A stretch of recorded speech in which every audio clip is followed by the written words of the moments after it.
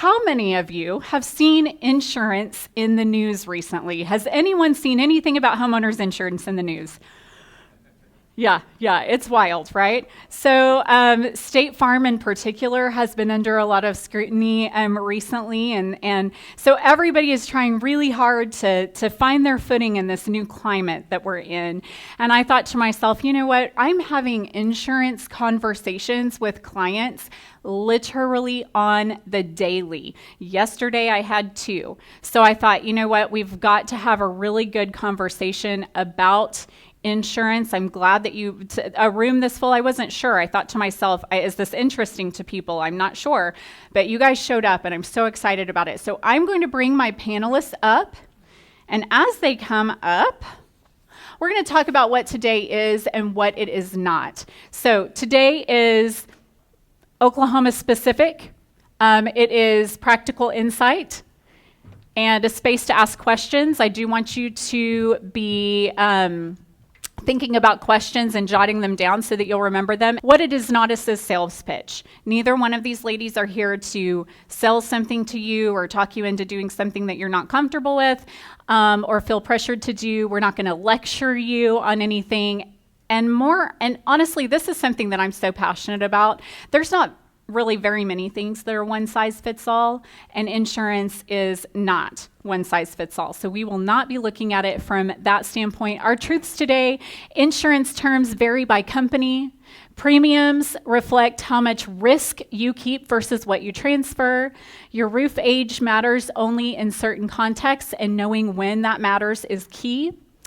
And so I would like for you guys to, if you could, just take a moment, introduce yourselves, and tell us why you're here, why they need to listen to you. Danielle, you start. All right. I do have a loud voice, so I could probably pull that off without the microphone. But my name is Danielle Hill. I do own an insurance agency in Edmond, Oklahoma. It's called Hill Insurance Agency with Shelter Insurance. I was born and bred in the insurance industry. My dad owned that company. He started it 39 years ago. So I was young in elementary school when he did that. And my husband is also in the industry. My brother-in-laws, I have a lot. We're all in insurance. So I didn't have any choice, I think, in getting in the insurance industry. So I have 3 boys, 24, 22, and 15. And I'm just happy to be here and see all your happy, smiling faces today. Good morning. I'm Elena, and I am with Ambassador Roofing and Construction. We're right here in Edmond as well. And I am an education partner, and we're very, very happy to be that. This is our 2nd year with you guys, so I know I get to see you guys a lot and have been out to some of your houses. But really the passion for me as a part of this is education and helping you feel like you've got the information and the questions to ask. That's a big piece of it, to make sure that you're set up for what you need and what you want in your property and for your family. So yes, roofing, I know everybody thinks roofing is sexy. I get it. But today That's the exact term I would have used. Right, yes, obviously. But today is about education, and so that you're prepared and have the questions to ask so that you feel most comfortable with what you have. So. Perfect. Okay, so as they talk, let's talk about what you have in front of you so that you know exactly how to utilize the resources that you have.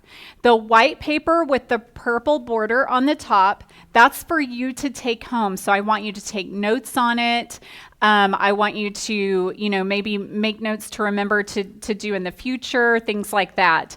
The yellow paper belongs to me, and I want you to fill that out. You are to grade me and tell me how I can be better. I'm so coachable, so if there's something that we can do to make your experience better, I absolutely want to know that. This is also a place to pre-register for future events. If you look on the back, there's a place for you to pre-register. This is also a place where you can ask questions that maybe you don't want to ask something in front of the room.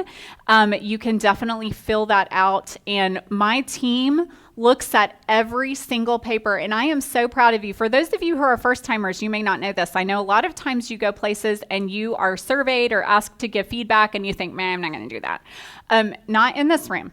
We get almost 100% of these yellow papers back, and that is why, yes, it is good.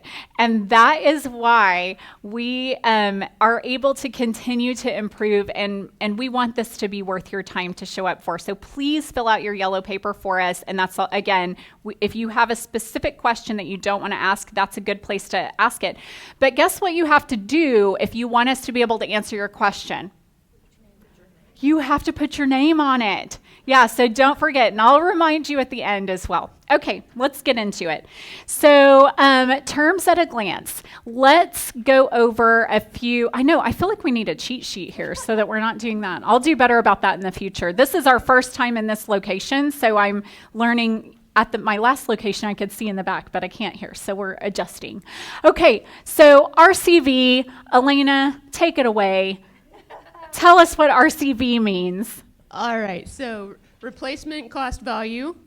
So that's a type of coverage. And I did not say, I apologize, but I do actually have a background in insurance. I'm not an agent. Hey, I want you to hold that closer. Yes, ma'am. Thank you. You tell people that every time, and I even remind myself, and I still forgot. It's a cheat if you just put it on your chin. Right there. Yep, because you got then it. It follows me. I remember you saying that. Okay, replacement cost value. So a lot of people will say that they'll call that full coverage. Okay, so I would not use that term.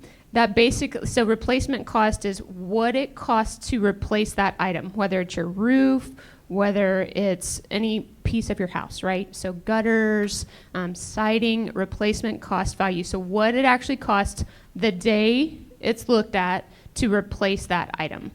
And so that's the basic of that one, and then we'll get into more. Perfect. And you want to do scheduled RCV? I'm going to skip ahead. Can we do actual? And You then I'm sure? going to come back to it. Sure. Because it's a little bit of in between. Okay. Okay, so actual cash value, number 3. So actual cash value is the depreciated value. So you've got your replacement, what it costs to replace that item. Actual cash value is after the depreciation is taken out. So that varies depending on the company, your insurance carrier, that varies as far as what the depreciation is going to be. So that could be anywhere from 40 to 60. I've seen 80% on metals. So that's very important to understand that, and we'll get into that a little bit further. And then to go in the middle, you've got scheduled RCV. And we'll get into different terminology and how different companies use that terminology here in a little bit. But scheduled RCV is very similar to ACV. So you will get some of the depreciation paid for, but it's on that particular carrier's schedule. So they'll say, okay, you might, if it's a brand new roof that you just got last year and you've got to replace it, well, it's not going to be depreciated very much because you haven't had much use, right? But if you've got a 10-year-old roof, it's going to be depreciated. You'll get some of that depreciation back, but not all. So that depreciation comes out of your pocket, and we'll get into more of it too. Yeah, perfect. All right, do you want to do, let's see, coverage limit? Danielle, do you want to do that? Or do you want me to, do you want Elena to do all of them?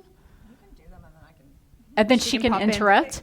Okay. Yeah. Let's do that. Yeah, so basic, and just so you know, back on the table, and I know Becky talked about that page, so all of these are on the back side of that paper on the table back there. So, yep. So all of these are actually defined, so you can take that home. You don't have to chicken scratch real quick. So your coverage limit is literally the limit on your insurance policy for the entirety of your home. So that's not the value of your home. It's very important to note that. It's literally what it would cost today to replace or rebuild your property. So tornado comes through, knocks it out. Gone. Okay. It is not the value of your home. So a lot of people get frustrated because it's nothing to do with your value. It's not an appraisal or anything like that. Zillow is not the determination Zillow is not of a this. good way to go. So it's not the value, it's how much it costs to actually replace or rebuild your home. And so it's really important because then that is what your deductible comes off of, any percentages for different coverages. It's all based on that coverage limit, and it's really important to understand your insurance agent is not just trying to jack up how much your coverage is. They're trying to make sure that you're actually covered if you have to rebuild.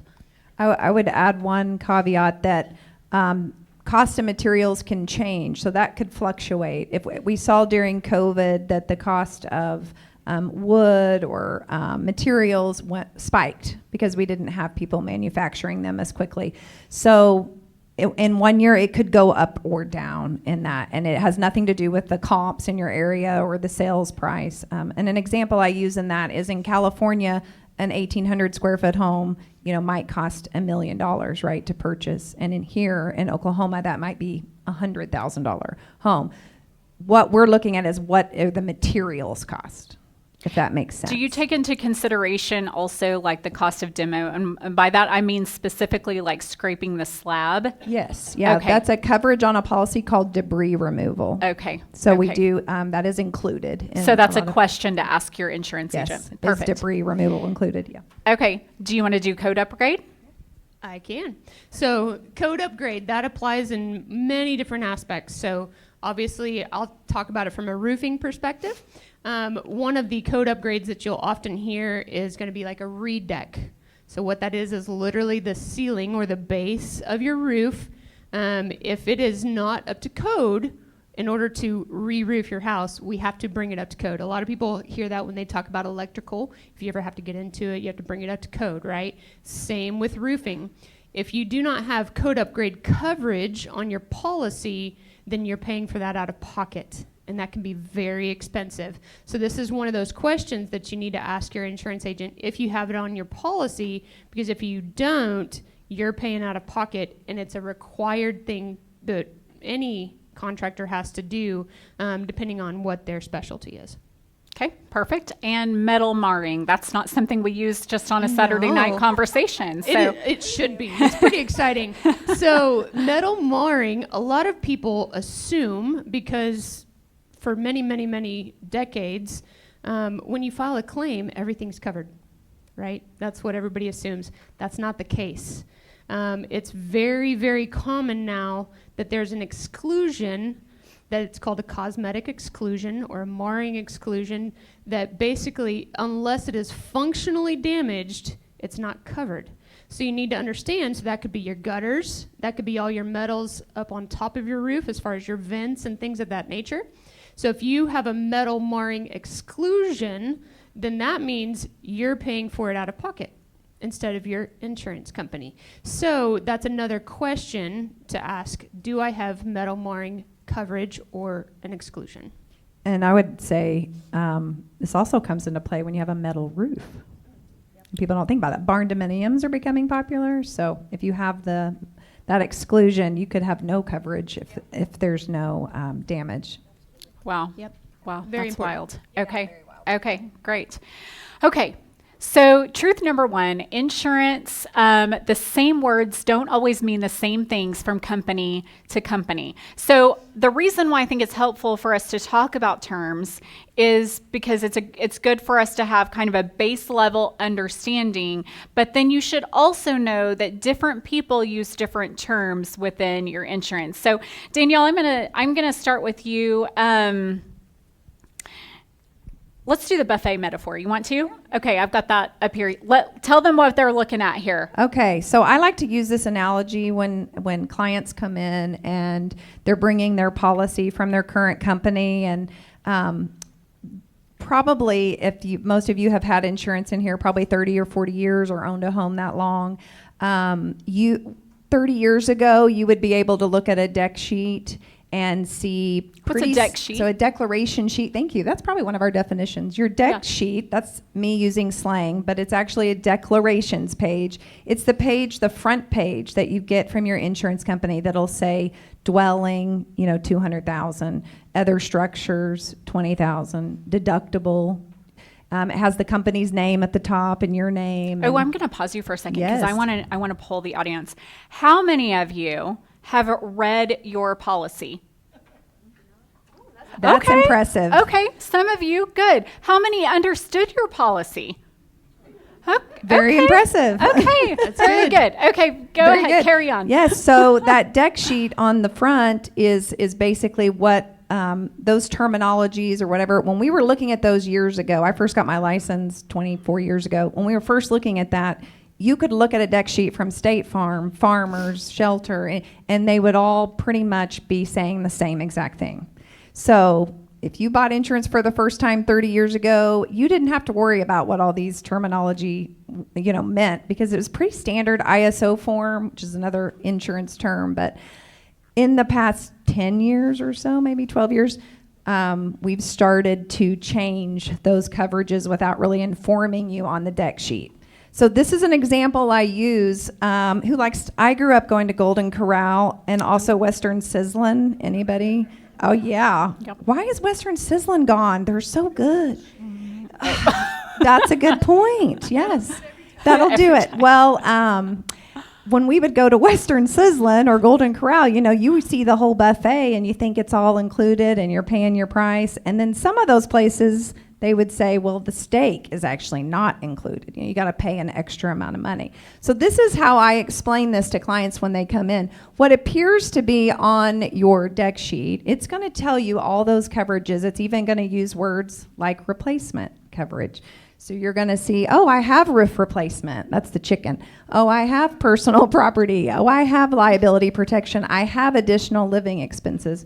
But what an insurance agent like me does is we flip to the back. That big, thick pile of paper you get from the insurance company that you throw in the trash because you can't read it.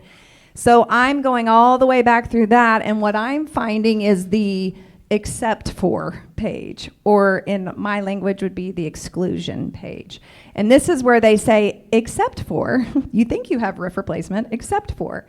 And that's over here. We might find terms like, if your roof is older than 10 years, you don't have replacement coverage.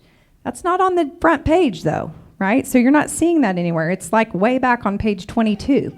And then I'm looking for, the vegetables. Okay, they're still there. Oh, but wait, we have a water damage exclusion. And I see that all the way in the back. And then I might see that we have a mold endorsement removed from the policy or excluded from the policy. So it's my job as an insurance agent is to go in and what we call read in and then read out. I'm going to go find out what they've taken out. So did I answer your question? Yeah. Yeah, I like that. So I hope this is helpful and that no more are we getting a one-size-fits-all policy. Yeah. No, that makes sense. I was going to add, on the declarations page, so basically that's the insurance company declaring what they are in contract with you to do.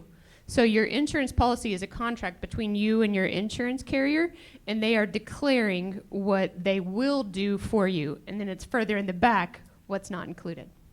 Okay, perfect.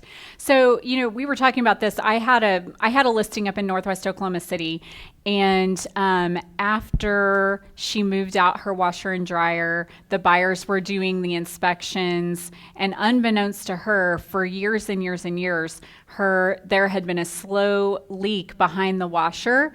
And I'm telling you, mold remediation for that room was like $2,500. It was wild. So, but none of that was covered by her insurance. Yeah, so insurance companies hate mold. We hate it. I don't personally. Who loves mold? But nobody likes mold. No. And mold is one of those things, there's dangerous mold, and then there's just regular, your shower mold, because maybe you don't have good ventilation in the shower. What we're worried about is the kind of mold that makes people sick long term. And as you can imagine, if an insurance company is trying to be profitable, they don't want to pay your medical bills for the next 30 years. They don't want to take your house down to the studs and re-drywall all that. And so they started putting mold exclusions in policies many, many, many, many years ago. It is rare that I come across a policy that has mold. State Farm at one time did have a little bit of mold coverage, but they have so many exceptions to it that it's got to be a certain type of mold, the mold that makes you sick. And then the water has to be a covered peril that started it. So typically that is not a coverage we pay for. Okay. Unfortunately. Okay. All right. So, we talked about the deck sheet versus the back of the policy. What happens when the gap catches someone off guard in real time? Like what happens when when someone thinks that they have something covered and they don't? What does that conversation sound like? Ooh, like when someone's coming into our office and they think, Elena said, and jump in, I don't want to talk too much, that the full coverage, people come in and use that term a lot. I don't know when that caught on. We don't use that term in our office. You'll hear it in cars too. The reason we don't use that term is very much to the buffet example. What you are thinking is full coverage and what I'm thinking is full coverage could be completely different things. And I don't want to go to court because we thought we were on the same page and we weren't. So using terms like full coverage, when someone comes in, they'll say to me, I have full coverage. And unfortunately, we have to break the bad news sometimes. Well, what does that mean to you? What do you think is covered?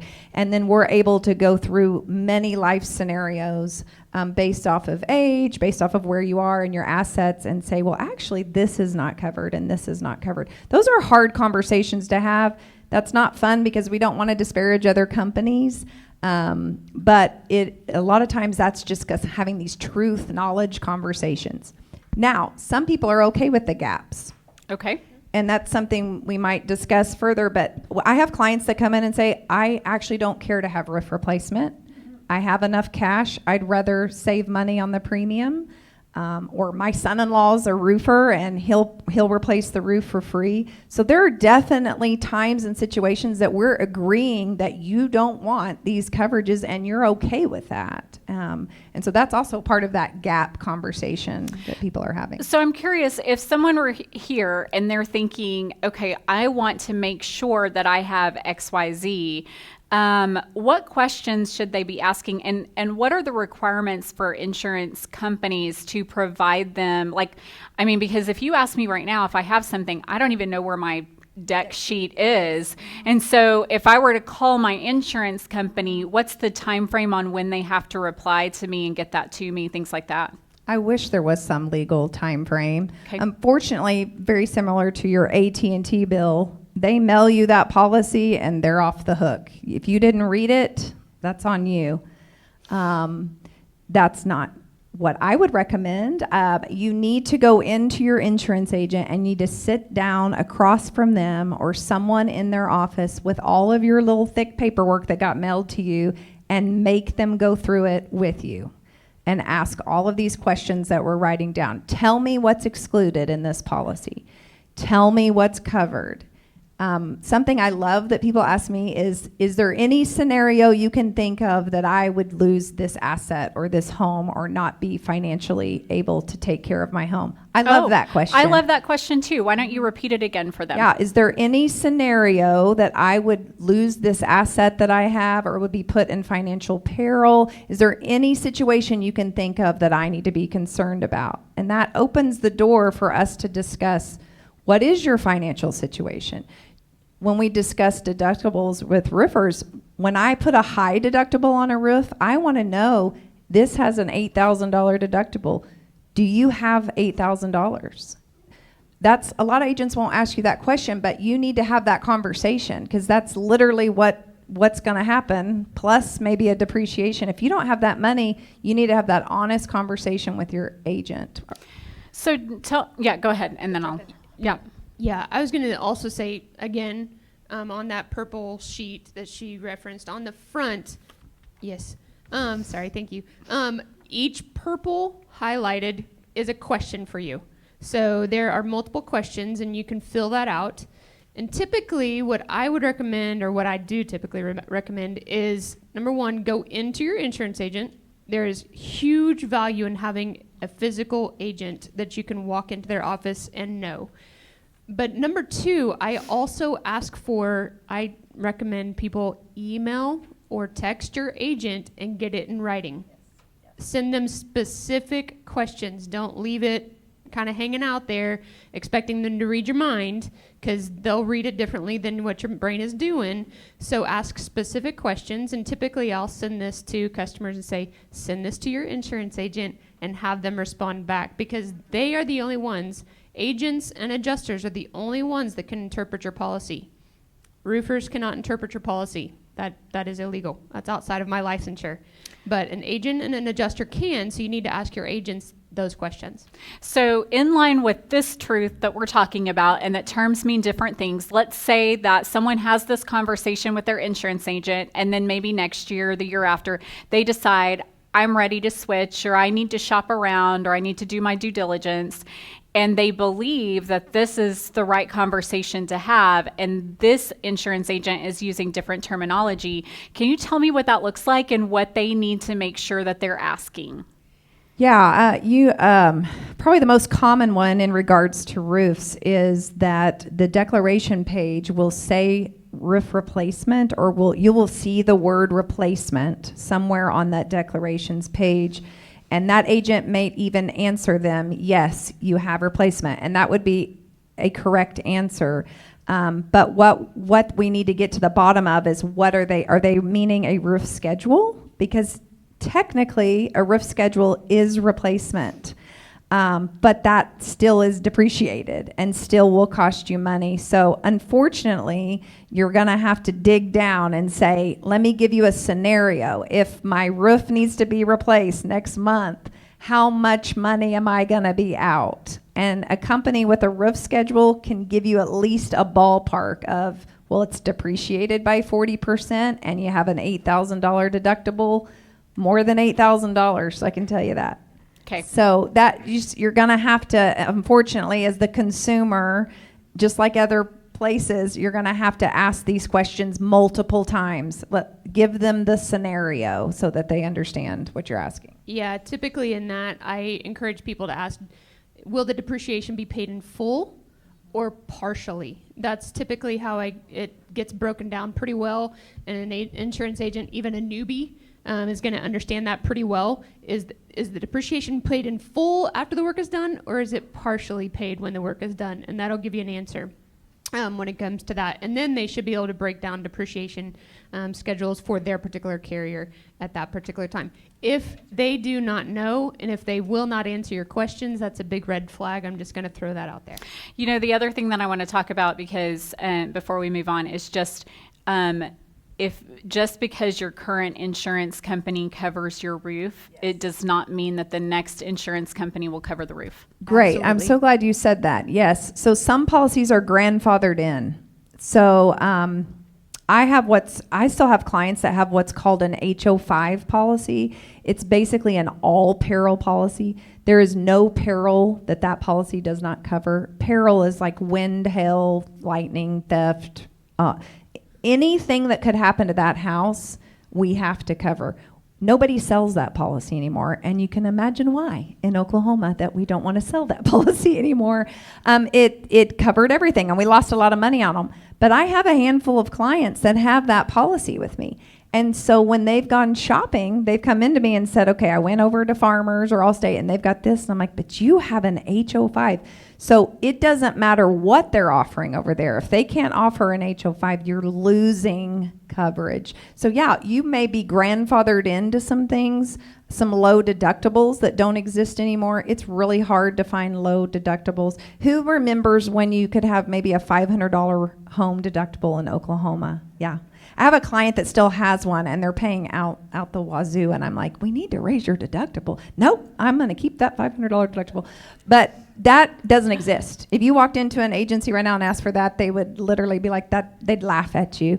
So you might be losing something that you're grandfathered in to that you really need to have your agent explain that to you. Okay. Yeah, from a roof perspective. You better be fast. I got to keep going, I'll sister. wrap it up. Yeah, from a roof perspective, obviously your roof ages and things happen, storms happen. Yep. So just because you're with one company, that new company may have different requirements, and they may have different inspection processes that they may not be able to write that roof in the same way that you can now.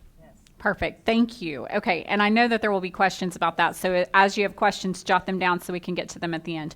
The next one is your premium is not just a cost. It reflects how much risk you choose to keep and how much you choose to transfer. So let's talk about risk and what that really means. When people think about insurance, they think about how to get the lowest premium, but that's maybe not always the right question. Yeah. Yeah, you want to, what do you want? Yeah, just know that if a company is way lower, if you go out and you get quotes and one company is, I don't know, $1,500 and everybody else is $4,000, typically you need to ask yourself, what are they not giving me? There's something, something has changed in that policy. They may not want to admit it to you, but something is different, because we want to make money as insurance companies, and we're making money based off of you not turning in a claim. That's just the reality of it. So you have to ask yourself, well, what is being taken off of that buffet for that rate to be so low? Yes, and Elena, when we were doing our prep call, you were talking about kind of how to think about that risk. So why don't you share that with everyone? Yeah, absolutely. So I'll ask the first question and see if anybody will be on my brainwave, which is a scary place to be. But what is the biggest risk that an insurance company takes on? What or who? It's us. It's people. It's people. We are the biggest risk, and we don't think about that, right? See, I'm getting excited. This is fun. I'm a nerd. Y'all gotta stick with me, all right? No, so we are the biggest risk that people take on. And I hear it a lot that people go, well, I can't control the weather. You're right. But you can control if you're filing claims in a manner that you shouldn't for repair type items that don't meet your deductible, things like that. I've got a great story too. Let me tell you about people being a risk. Please. Okay, Go for it. This is my real life. This happened yesterday. Well, the conversation I had, it happened a few days ago. But, okay, mom moves to a senior community, sells the refrigerator to her nephew. Okay, nephew comes and gets the refrigerator, unhooks it, puts it in the truck, drives away. Home is empty. Nobody's living there because mom lives in a senior community. About 5 or 6 days later, somebody stops by the house for some reason, opens the door, inch of water. Because when he unhooked the refrigerator, it was done incorrectly. For 5 days, that little water hookup had been shooting water across the kitchen. So the kitchen cabinets were ruined. All the flooring in the entire house, I'm talking like the very back bedroom. I mean, like the entire flooring of the whole house ruined. The house is going to have to be repainted. I mean, the whole situation happened. Right? I mean, horrible nightmare situation. Did weather cause that, or did a human cause that? A human caused that. That's what she means. And not nefarious. It wasn't meant No, to he didn't be. mean to do it. It's an accident, but we are the biggest risk. And so when I talk about risk, to kind of get back to your question here, one of the things to think about when you're looking and comparing policies is, so the insurance company is taking on a risk, which is us, our properties, things of that nature. But we, as the insured, are also taking on risk. And so when you're asking to lower a premium or to lower coverages or whatever it might be, you are either putting more risk on the insurance company or you are taking the risk on yourself. So Danielle had a good example. She talked about that, you may have a roofer son-in-law who can do a roof really cheaply for you, right? Wonderful, that's fantastic. So you may go ahead and assume more of the risk to lower your premium. So you're taking the risk from the insurance company because you have a way to mitigate or manage that risk on the other side. So that's where it really comes down to. Either you want the insurance company to take all the risk and you have very little, which means you're going to have a higher premium, or you kind of go middle of the road, where insurance takes some, I take some, you've got a middle of the road premium. And I know everything feels high right now, so please, I absolutely understand. All premiums feel very, very high right now. Elena, you're a homeowner as well, And you're paying. I do. And so I absolutely understand that. And so, but when you're thinking of insurance, think of it as how much risk am I willing to take on, and how much risk, when it comes down to a claim, do I want the insurance to carry? And so, you have to look at your own budget, your own finances. How much can I take on when it actually comes to claim time? Because that's when the rubber meets the road, is when you have to file a claim and you actually need something paid for. Do I want to take on that risk, or do I want the insurance company to carry most all of the risk? There's never 100%, because there's deductible. That's your portion of the risk, or depreciation. That's your portion of the risk. but you need to decide who takes on more the risk than the other. The sickening thing about your story is two things went wrong. Vacancy. We hate vacant properties, insurance companies, because it takes days for us to find out that there's a leak. A higher risk. There's a higher risk there. So vacancy can be an exclusion when that happens. If you didn't inform your insurance agent that you had a vacant property, they can deny that claim. So it's very, very important when you move out of a home or someone else other than the homeowner moves into the home to rent it. If you do not inform your insurance agent, they can and will deny that claim. Because back to the declare, you've changed the contract. See, they had a contract with you, the homeowner, that you were going to live there and take care of that property. You move out, move nephew in, or even let it be vacant for 30 days or whatever. You changed the agreement between you and the insurance company. And that gives them the right to say, nope, we didn't agree to nephew being in the home. We didn't agree to the property being vacant, so we deny. The second thing is water backup drainage coverage. That I do not write a policy without that on there. And this is why, because this is the most common claim that gets turned into my office. I'd say once or twice a month. Out of my, I have 3,000 policyholders. Once or twice a month, someone turns in that exact. Yeah, claim. and it's sad because they were getting it ready to go on the market. So like we didn't have, we check on our vacant properties. We didn't have the ability to get in and check on it. Yeah. He actually called me to come over to help him pick out flooring choices that would be good for the market, because he was like, I don't want to pick what color. So I picked cabinet color and carpet color and flooring color. But it was Becky. I like it. No, you don't want me to decorate your house, but I will weigh in on what sells. There you go. Anyway, all right. So I want you to Danielle, you were telling me about the loss ratio data point. Why don't you talk about that? Yeah. So what we're looking for in it's very prevalent in Oklahoma, but what insurance companies, how they make money is off of a loss ratio. So the dollar that I take in versus the dollar I pay out is a loss ratio. So if you think about that, if you've been with me for maybe 5 years and you had the 2024 hailstorm, I don't know if anyone was hit by that. I think it was September of 24. Then there was April of 23.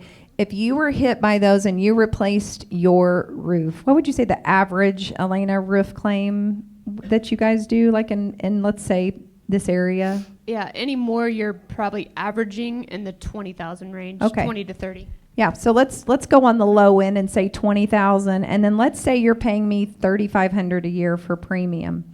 So that's $3,500 a year coming in, and 20,000 already went out. Now let's say 3 or 4 more years goes by, and you have another hailstorm, and another 25 or 30,000 goes out because now the cost has gone up. So who do you think is winning in our relationship? You are. It does not feel like that, Danielle. It does not feel like that. It doesn't feel like it, but that's the truth. In Oklahoma, most insurance companies have more than 100% loss ratio. So I think most are in the 110, 120 range. I think State Farm currently has 120% loss ratio. So what that means is every dollar that goes out, every dollar that comes in, they pay out $1.20. So we are not profitable in Oklahoma on homeowners. And that's a bad business model. And so something's got to change there in legislation and how roofing and insurance works together, but it's not a good business model. Another thing I will tell you is that if you've been around a long time, who used to have a 20, 30-year roof and never replace it, right? So now we see them being replaced 10 years. 10 years, 8 years. Right? Average in Oklahoma is every 5 to 7 years. Mm-hmm. Oh, that's a kick in the gut. That used to not be the case. As my daddy would say, who owned my business forever, he would say, people would go their entire lifetime and never turn in a roof claim. Same place, Edmond, Oklahoma. Storms are still coming through. So we are losing money really bad in Oklahoma. So just know when your insurance company has paid out on your roof 1 or 2 times in the last 10 years, they are losing money on you. That's the math, and that's why you're seeing these premiums go up because of those loss ratios. So the other thing before we move on that I want to talk about is inherited property. because I feel like that's it, when you talk about you have an agreement with a person and that person has passed away. What does that conversation look like? Yeah, so one of the biggest coverage problems we have is when mom and dad pass away or they move into an assisted living and we don't know who the power of attorney is. We don't know if it's in a trust. We don't know what's going on. And that home has sat vacant. Or maybe grandson says, well, mom and grandma and grandpa say, I can move into their house and live there and it's fine and we're all in agreement. That we don't have coverage for that because once again we've changed the person we've had the contract for. Even if that grandchild or child has technically inherited those properties through a trust, there's still not coverage. That person has to come in and start a brand new policy with us in their name. Unfortunately, people don't tell us this. And so I've had clients, I have literally seen it in the obituary, like on Facebook. I'm like, that's my client. And they died like a year ago. And I'm like frantically calling, who they told me they had a son. I think he works here at this bank. And, hey, we don't have coverage. That coverage, you've been paying for something you are not going to get coverage for. You've got to come in here and get that in your name. So what can they do? So the best thing you can do is go into your agent and take your children, whoever the executor of your estate is, who has power of attorney over your estate. If you don't have a power of attorney, get a power of attorney. I've lost a mother-in-law and I have power attorneys over my children until they get married. Go in with those documents and give a copy to your insurance agent. If your insurance agent has met your executor or your child, or you give them a copy of their information and their power of attorney, I'm going to immediately call that person when I hear that something has happened to you. So I'm going to, hey, you can now pay the bills for your parent or your grandparent because we have power of attorney. We can go ahead and switch this property into your name so we can take care of things immediately. And we will keep those files for you. You can't switch the property into their name, but you can switch the policy. Is that yes? Well, I can't even switch the property. If they have power of attorney and they're become executor of the trust, I can write a new policy for that as long as they have those documents. But not the title of the home. Correct. Like not the home title. I want to be clear. No, I'm not that. changing the home title. A lot of those are titled in a trust anyway, so we're just switching the name to insured. Yeah. Correct. Yeah. Okay. Elena, do you want to talk about which one of you wants to talk about how legislature has kind of affected Oklahoma? Ooh, thanks. Boy, she threw that to me, didn't she? Oh boy, everybody's so excited we're not getting as many spam calls right now because the primary, yeah, exactly, the primary just kind of went through for right now, but. So some of the things that we're seeing, and we are one of the positions that was for election, and I won't get into the politics of it because that's not what today is about, but was the Oklahoma Insurance Commissioner. That is one of the areas that's being on the ballot this fall. And the legislature and the OID, the Insurance Commissioner, makes a huge difference on number one, what our policies look like, how they can change, who can influence the industries in the state. And so I don't know how much you want me to get into that. I just want you to talk about how the legislature in the different states has, and how we're kind of carrying some of that burden right now. Yeah, and Danielle and I've talked about this a lot, and she'll get into it. I'll let her run with it, but you look at the states around us, and each state is different in what they allow insurance companies and roofers, to be fair, to do. How they write their policies and how they change their premiums. And so most of the states around us have capped how much they can raise their rates at one time.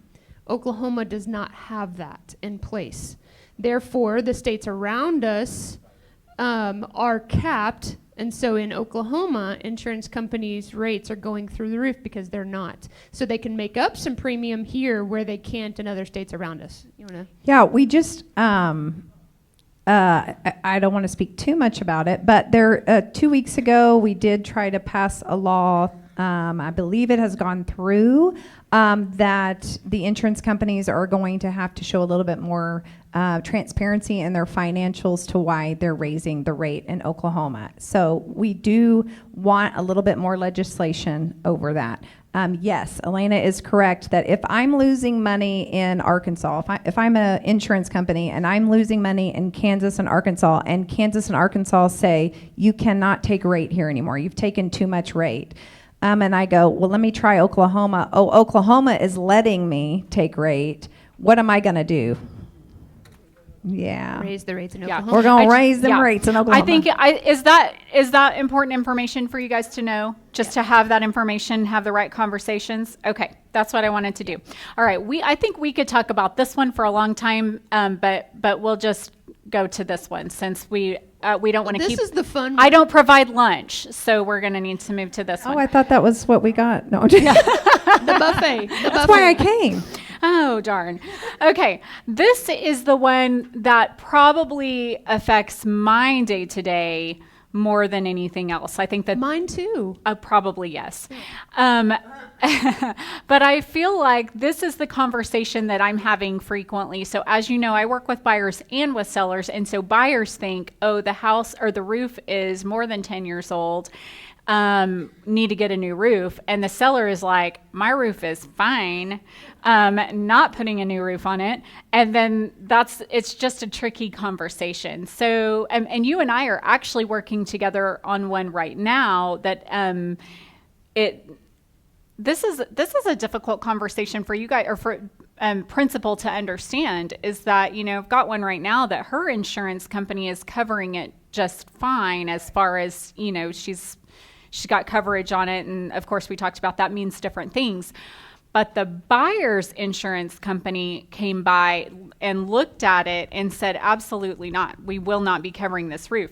And the frustrating thing for the homeowner is it's not leaking. But that's not always what we have to go by, because how many of you would buy a home that you could not get insurance on the roof? Nobody? Oh, darn. How many of you would be frustrated if your roof was perfectly fine and your insurance company said that they didn't need to, and that was her question? That'd be frustrating. Yeah, that'd be really frustrating. And so her, the misunderstanding, and that's what I want to talk about with this truth, is the misunderstanding is her roof said, or her insurance company said, we don't need to replace that roof due to hail. They didn't say the roof didn't need to be replaced. They said that the roof did not need to be replaced due to hail damage, due to a covered event. Covered peril, thank you. But the buyer's insurance agent or insurance company was saying, we will not cover it for anything at all. So let's talk about that. Talk us through what that difference in mindset is and what those things mean. Sure. And this has also changed over the years, just to keep in mind, as we know. So it's important to understand that not leaking is not fine. Those things do not equal. So not leaking is a base minimum. Oh, they have it here too. Ooh, that got me. Okay. Miss Casey, I'm going to need you to warn a girl. All right. So not leaking is not enough. As much as I wish it were, and I'm so glad your roof is not leaking. I don't want your house to be leaking, but that does not meet the threshold when insurance companies look at your roof. Now, Becky, you made a really important distinction, because an insurance company, no matter the carrier, they are only going to pay based off of a covered peril. So Danielle talked about it: hail, wind, lightning, things of that nature, right? Those are covered perils. They're not going to pay for wear and tear, what they determine to be wear and tear. They're not going to pay for manufacturing defects. They are only going to pay if it was caused by that covered peril within the time frame, which is 2 years. Oklahoma has a 2-year look-back period. They're only going to pay for damage that occurred from a covered peril in that time frame. So what you're saying, Elena, is it's not a home warranty. It is not. So insurance is not a home warranty. It's not a repair plan. It is for covered perils to be used in And accordance with the policy. I think what I have seen is that the roof is the hinge point on that, because, like, for instance, I had a very exciting happening the other night at 3 a.m. My water heater decided to bust. Oh, boy. And so I had a waterfall in my living room. Oh, boy. It was really frustrating. Lovely. Right. But, like, with my water heater, obviously, if, like, lightning had come through the house and struck it, then I would have a claim. Different but it story. it didn't even occur to me. I wouldn't call my insurance company because my water heater just busted, and it just happened, and that's part of owning a home, and great, now I am going to replace my water heater. But for some reason on roofs, I have had more conversations with people who are not that, like, they've never thought about it in that vein of there is wear and tear and there is covered peril. Yeah. And a lot of it, I would say, is because people don't climb on the roofs. And I'm not encouraging Please you don't. to do so. That's my job, not yours. I don't climb in these. Do that in the heels? No, I do not. But a lot of people, you can't see it. You're seeing it from the ground. It looks fine. It still has color on it. There's no water coming in. Therefore, it should be fine. That's not the case, unfortunately. And as much as I would... I will say I'm probably a terrible roofing advocate in the fact that I will tear down the roofing industry and the roofing products more than other people. Used to, shingles were made thicker and heavier for many, many, many decades. And with technology, they've changed how they're made. They're not as heavy. Part of that is there's just a lot of technology there in different aspects. So we do see more manufacturing defects than I think really we ever have. And people don't see that. You physically don't know what to look for from the ground. Often you can't see it from the ground. Now sometimes I'll roll up to a house and I can see it. But I'm trained to look at it. So when you're thinking it's not leaking, that's wonderful, and I'm really glad about that. But that does not mean that your roof is insurable. And that's where it comes down to. And by the way, if I can't tell you if it's insurable, who's taking on the risk for your roof? Me. Insurance companies. Let's talk about, I'm going to switch to, this is a great slide for that too. Yeah. It's a good lead in. So there's two different, I'm sorry. Well, I was just going to say, because I raised 3 boys and who heard in their house, that's not fair, when they were raising kids. I say that sometimes as an insurance agent. If you've been with, farmers for 30 years and you say, Danielle, I want to come to you. And I go, great, I'm going to send Elena out to look at your roof. And Elena calls me and she said, there's not really any hail damage, but it's really bad. It's torn, it's worn out, they haven't taken care of it. Is it fair that me, who hasn't had your business all these years and hasn't been receiving your premiums, that I'm going to take on that roof? That's really, just so you can know, that's what we're saying. We're not trying to be mean when they're selling the home. We're just saying, no, why is that company not owning what they've had insured for years? Why am I? That's kind of that's not really fair thing. Yeah, unfortunately, homeowners get caught in the middle of that. Correct. So I will say, as far from a on the ground during your claims process, just so you know the difference, there's an inspector. Oh, there's 2 here. I think they want you to stop talking. I That's guess what that so. means. You've got an inspector and an adjuster. And so an insurance company is going to send out one of the 2, depending on the company. Each one is a little bit different. An inspector does not have an adjuster's license. They cannot interpret your policy. Most of them don't even get a copy of your policy because they can't interpret it.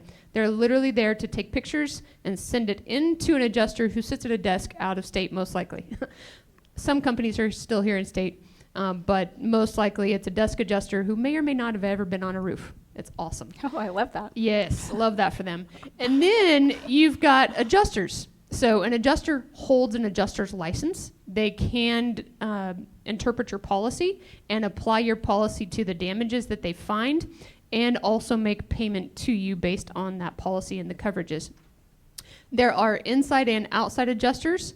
I would encourage you, if you do have to file a claim after doing all of your due diligence prior to doing so, don't run out and do that. If you do file a claim... Explain inside, outside, so that not outdoors. So, yes, so if you do end up filing a claim, I do encourage people, if you've got the time, if you're in a quick hurry and need somebody out fast, take who you get. But if you have time, I would encourage you to ask for a licensed adjuster to be on your property. It will help you through the process because they're actually there. They're feeling and seeing the actual damage. An inside adjuster, like I say, is on the desk. An outside adjuster is out in the field. They come out to your property, so that's who I would recommend you asking for is a licensed adjuster on your property. Does that answer for you? It does, and I do think that that's important that people understand the difference and that an inspector and a roofer cannot interpret the policy. I think that's a good takeaway. Very important to understand. No matter who the roofer is, whether it's me or anybody else, I can give you good questions to ask. I think we're going to do questions at the end, so I bet we'll get you. I can give you good questions to ask your agents, but I cannot interpret your policy even if you show me your deck page. It's outside of my licensure. So, Elena, I will ask her, because this is more of y'all's field. We also see inspectors that realtors send out, and sometimes that inspector will tell me, oh, your buyer or your client is buying a home and the roof is bad. And I'm like, oh, well, who are you? What are your qualifications? And well, I'm the inspector. Can you guys explain why that might not be somebody I would lean on their knowledge of? You want me to take that one? Well, what I will say is that in every industry, there are fantastic people and there are not. I'm sure if everybody thinks about their own vocation, there were people that you were like, that person is fantastic at their job. And then there were other people that you were like, I can't believe I get paid the same amount as that person, right? So I will say...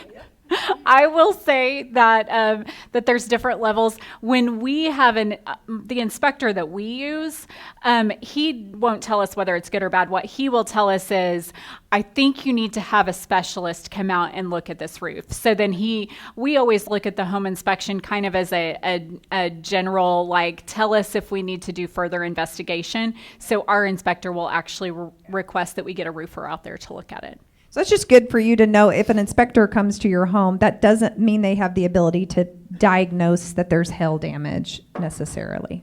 Yeah. Okay. All right. So, there was supposed to be another slide there, dang it. Y'all, I'm trying to do better with my slides, but here we are. So let's go back to our truth, because this is what I want on the screen. So this we're dealing with a lot during the sale of a home. So if you live in your home, how often should you be getting your roof looked at? And what does that decision process sound like? That's a good question. Thank you. Yeah, it's a good thing she's the moderator. So typically, I recommend people to put me on their schedule, and I usually use February, but you can use whatever month you want. Put me on your schedule every February. Come out and see you. Make sure nothing's changed, because things can change whether you get hail or storms or not. Things can change. Birds fly into vents and mess them up. It's strange. Things happen, right? So sometimes nail pops can happen. And so it's kind of like getting your oil changed. It's maintenance. It's regular maintenance. If you'll keep up regular maintenance and have it looked at every so often, it will absolutely help the longevity of your roof. So I recommend every year. If you don't want to do every year, that's perfectly fine. But if you do get a storm, have a roofer that you trust, a local roofer, come out and take a look at it before you file a claim. Don't run out and file a claim just because you get a storm, unless it's catastrophic, of course. But if you charge for that? No, of course not. Well, nobody should. Nobody should. No roofer should. And so if Yeah. you have a roofer that you are in relationship with, just make sure that you stay in communication with them. Absolutely. The other thing I want you to talk about is I do hear a lot of 40, 50-year shingles. Should that, is that guaranteed to last 40 years? No, I wish it was. So number one, there's not 40-year shingles anymore. Those are discontinued. It's either 30 or 50-year. A 50-year shingle, who's heard of class 4 impact-resistant shingles? Yeah, a lot of you. Good. All right, so a 50-year is a class 4 impact-resistant shingle. That's how you get that classification. It is not, so that is the life span of a roof, but it's not going to last that long. I hate to break that to you. I'm so very sorry. Not in Oklahoma. You get out of Oklahoma and they last a long time, but not here. We're very hard on our roofs.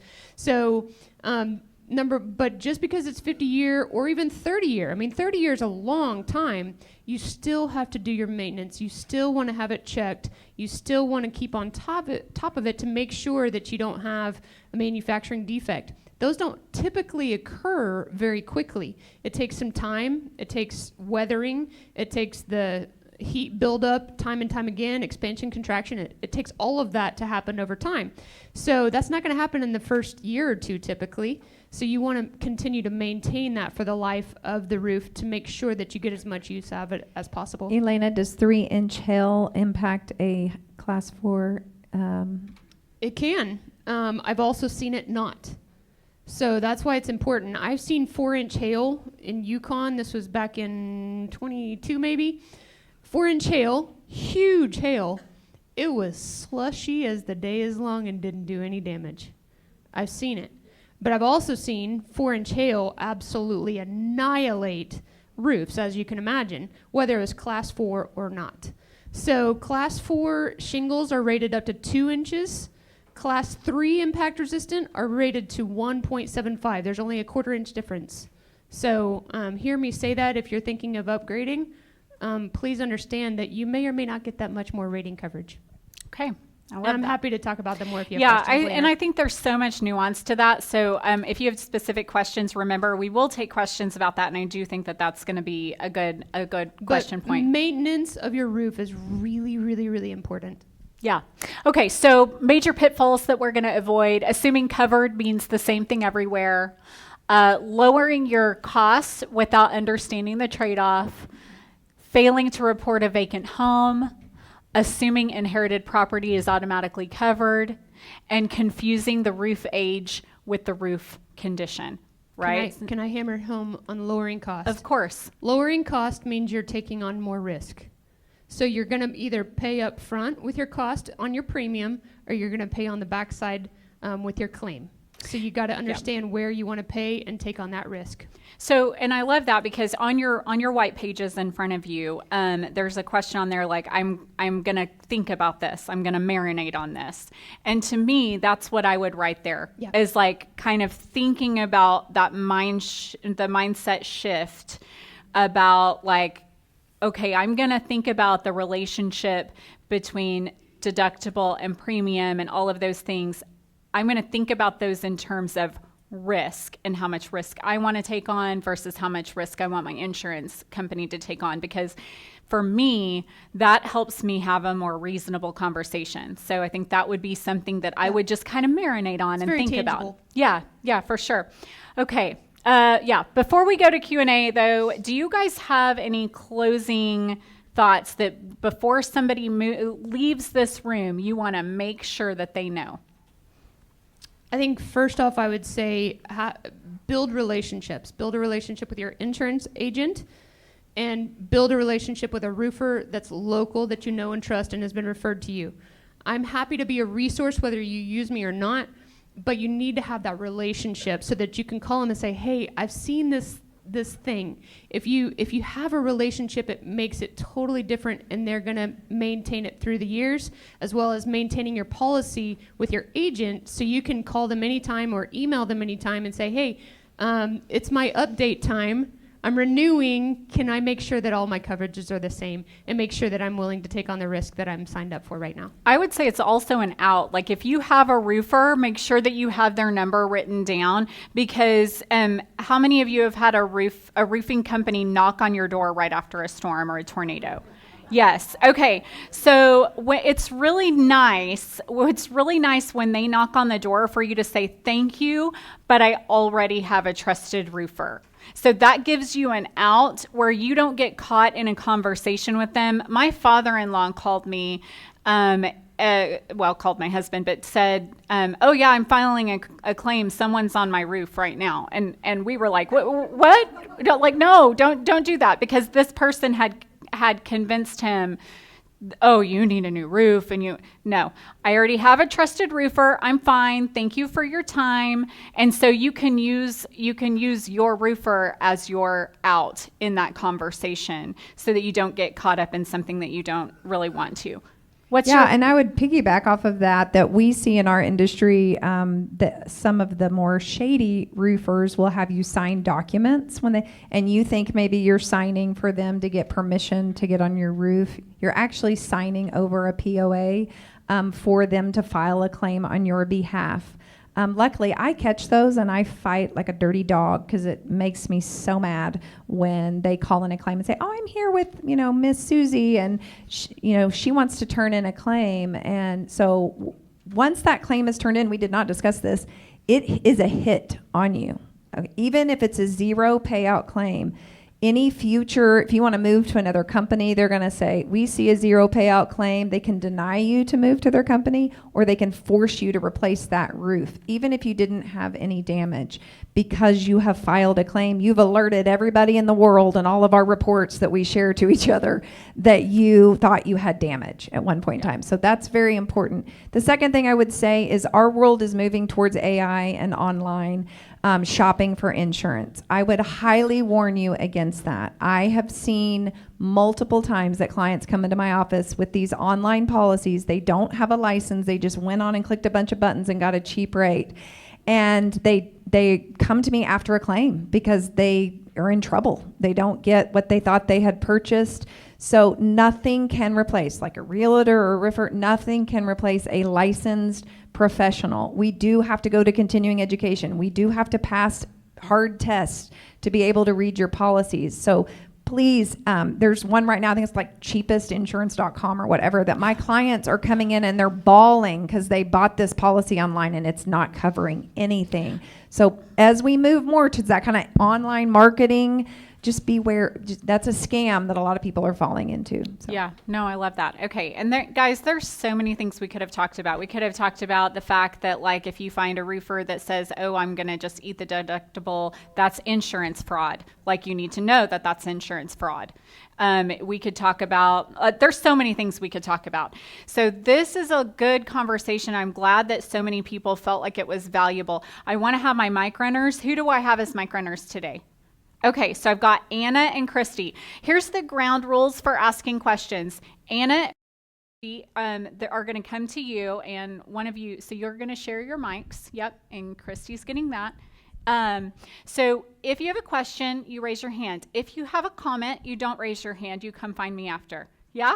Okay, so if you have a question, you raise your hand, and my mic runner will hold on to the mic. And we don't release our mics. She'll hold on to the mic, and then you'll ask the question, and then one of you will answer. Good. Or maybe me. Or maybe me. Okay, Christy, you have one? Yes, ma'am. Hey, I actually had two quick ones. One, so what did you just say about all the roofers tell you that? I mean, I've had two roofs in 23 years. Yeah, they saved me money. So... yeah, and that's a hard one, and I know it might step on some toes, so I apologize now. So your deductible is similar. We're going to talk about it like when you go to the doctor. That's your copay. You are in contract with the insurance company that you're taking on some of the risk and that you pay that portion of the claim. So if you have a $1,000 deductible, if you have an $8,000 deductible, I think the highest I've seen this year come through my office is a $28,000 deductible. Ugh. 28,000. So see, now you're all feeling better about your policies. You're welcome. But the kicker, so how, and it was not, no. So one of the key things to understand, and people don't understand the backside of it, how roofers are doing it on your behalf, is in order for them to forgive that deductible, roofers, we need to make money. We're a profit company, right? So they're not doing it out of the kindness of their heart. They are having to report that they did all of the work on your behalf when they didn't, most likely. And they're saying, we did all the work, release all the funds, now we'll forgive your deductible. So, and that is, they're lying to the insurance on your behalf. By them doing that, you are, unfortunately, and I don't mean to be mean, but you are also committing insurance fraud because it's on your behalf.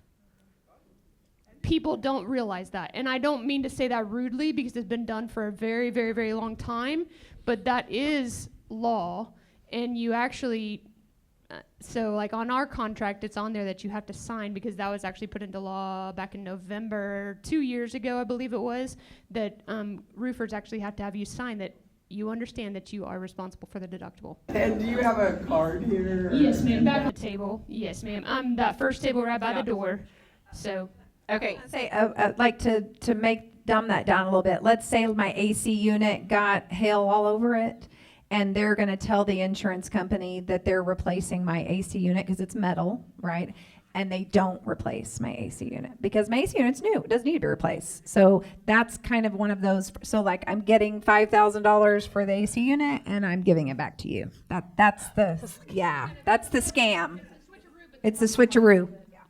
I'm looking everywhere for Anna, and she's right in front of. I know. Bless your heart. It's fine.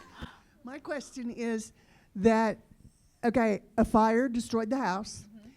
It took almost 2 months to get an inspector out to even get it filed. Why does it take so long? It shouldn't. It should. Most insurance companies have a 72-hour turnaround. So if you have a company that has taken that long, I would say move companies. It absolutely should not. I have a fun fact. Doesn't just remind me because I sold a house that had a fire, and this was wild. This is when I learned this role as a new agent, and I love learning new things because then I'm going to share it with you guys. So several years ago, house burned down in a fire. They didn't scrape the slab, but they took the house all the way down. So the entire house was new, but because they built on the existing slab, the house will always be aged as the age of that slab. So yeah, isn't that wild? So that is correct. And the house will always be deemed as a fire hazard. So as even if to the studs, to the foundation or whatever, that claim will always be attached to that home as a fire, because we don't know if the people who built it really did new wiring, if they, even though you just don't know. Yeah, and I would also say this is why it's so good to have a relationship with your agent, because if my client called and said, "Hey, it's been a week," and I mean, I'm going to be out there if you don't know who your agent is, this is why it's so important. They will advocate for you, and they will make sure that adjuster is out there. Christy, yep. We have two. Okay. Generally speaking, and I know you probably can't answer specifically, how many hits before somebody gets tossed out? are you talking about, claims? Yeah, so most companies right now will say one weather and one non-weather they don't want to take you on. There's a lot of companies that still will, but that's kind of becoming the end in 5 years. So if in 5 years you've turned in a hail claim and a non-weather, that can be even, like I have had a client turn in like identity fraud. You guys know that's on your policies. They, and they just took a check for $1,000. Well, that's considered a non-weather and a weather. So companies within 5 years, they really don't, they want to do one maybe every 5 years. The question is, if you have a question about something, but I have heard that you get a hit even if you call your agent. No. Call. I know. No, call us. Because here's the deal. Yes, call the agent. Do not call the company. If you call the 1-800 claim number, then I can't take it back for you. You've started that process, and they're going to get the ball rolling. If you call your agent or you come in and sit down with your agent, we're going to discuss, is this in your favor because I don't want to hurt you, and most agents don't want to do that either. And believe me, we don't want to turn in claims either for us. So More. I was going to say real quick on that. So if you do not have a local agent, so I know a number of you in here have USAA. They do not have local agents. So I want to talk to that. So make sure if you do have to call into a number, do not call for claims. Do not ask for an adjuster.